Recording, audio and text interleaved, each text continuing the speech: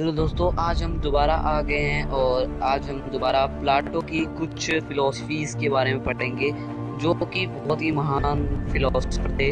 और उनकी फिलोसफी इतनी मस्त थी कि दुनिया उनको बहुत पूछती है। ठीक है, तो आज हम उनकी फिलोसफी के बारे में पढ़ेंगे।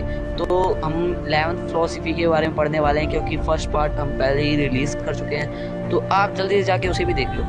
तो यहाँ पर 11th है कि दो ऐसी चीज़ें हैं जिनके बारे में मनुष्य को कभी गुस्सा या खफा नहीं होना चाहिए। पहला, वह किन लोगों की मदद कर सकता है।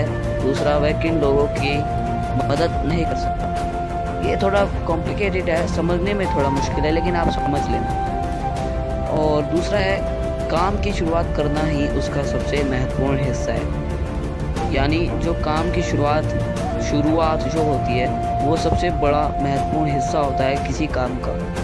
और अब दूसरा है, कोई भी कानून आपकी समझदारी से ज़्यादा अहमियत नहीं रखना चाहता। मतलब कोई भी कानून जो होता है आपकी समझदारी नहीं देखता, उसमें कोई अहमियत नहीं है उनकी। अगला है, जो व्यक्ति अच्छा काम करना नहीं जानता है वह दूसरों से अच्छा काम कराने का हुनर भी नहीं रख सकता। मतलब अगर आप अच्छा काम नहीं जानते, अच्छा काम करना आपको नहीं आता, तो आप किसी से अच्छा काम करवा भी नहीं सकते।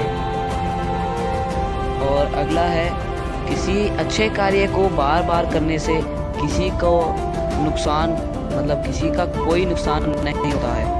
मतलब अच्छे कार्य को बार बार करेंगे तो किसी का कोई नुकसान नहीं होता। ये फिलोसफी है जो प्लाटो कहना चाहते हैं। अगर कोई अच्छा काम हम करेंगे तो उसमें कोई रुकावट नहीं आएगी और हमारा कोई भी नुकसान नहीं होगा।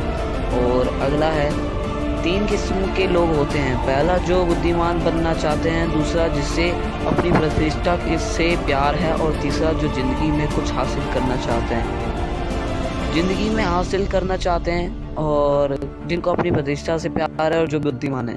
आप कौन से हो, आप अपने आप देखना। कभी नोटिस किया है तो फिर बैठ के अपने आप से पूछ लेना कि मैं कैसा हूँ। छोटी कक्षा में अच्छी ट्रेनिंग मिलना ही पढ़ाई लिखाई का सबसे अहम हिस्सा होता है।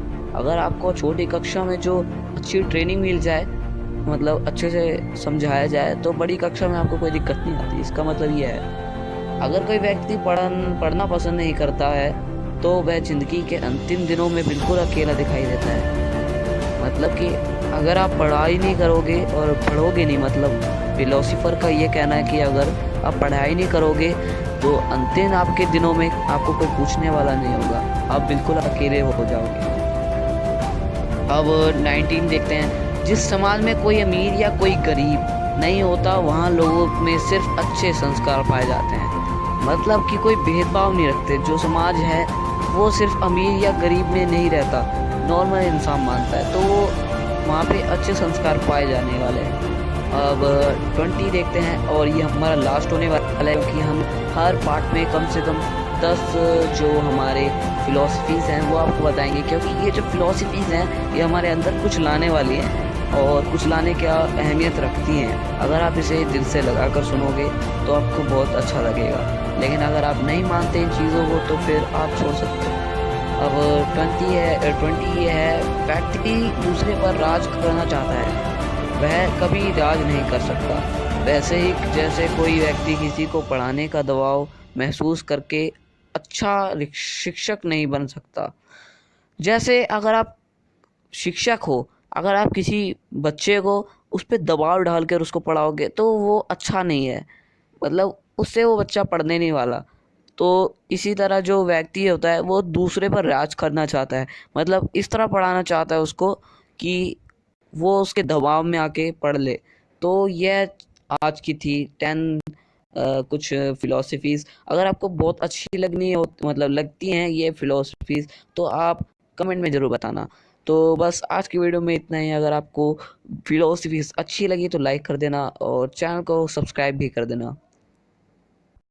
तो ये कुछ समय की जो फिलोसफीज़ होती हैं इनको सुनकर आपको बहुत अच्छा लगता है और अच्छा लग रहा है तो फिर उसके बारे में कमेंट में ज़रूर बताना।